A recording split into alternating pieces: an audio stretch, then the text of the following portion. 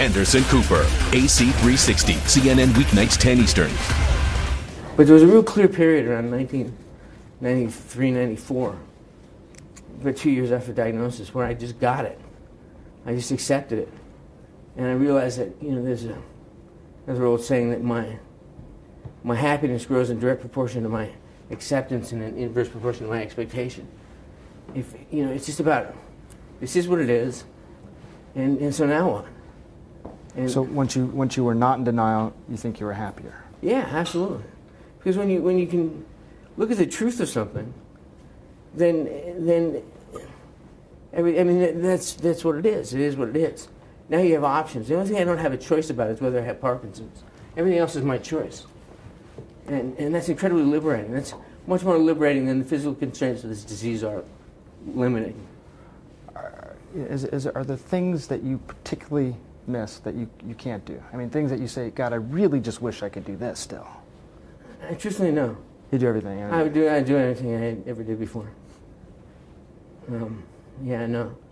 I play hockey, I play golf, I play guitar, I hang out with my kids. I mean, that's if it seriously limited or restricted or adversely affected my ability to interact with my kids, I think that would be something that would be hard to deal with. I go back to my reasons for starting this foundation. If you, I use this analogy a lot, but I think it's really apt. If you step off a curb and get hit by a bus, the impact on your life is immediate and catastrophic, and you have no options. You just at the effect of whatever happens there.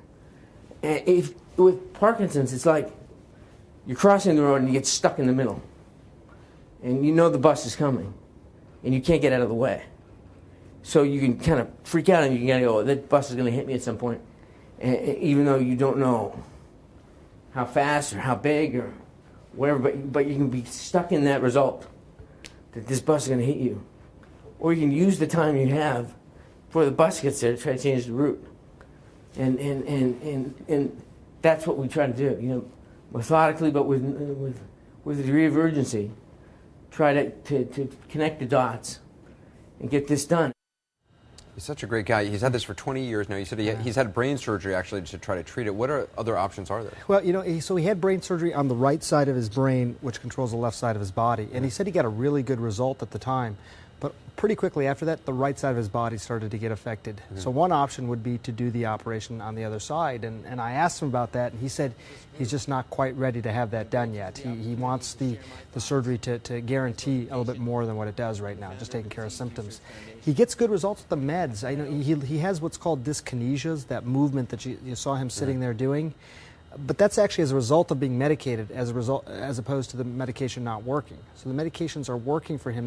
He doesn't get really slow of movement. He doesn't get the terrible tremor or the expressionless face. All of that is and you were saying when he sleeps and does something like play the guitar or skates, he doesn't have the same movement. Yeah, so really road activities, things that he's done for a long time, playing the guitar, ice skating.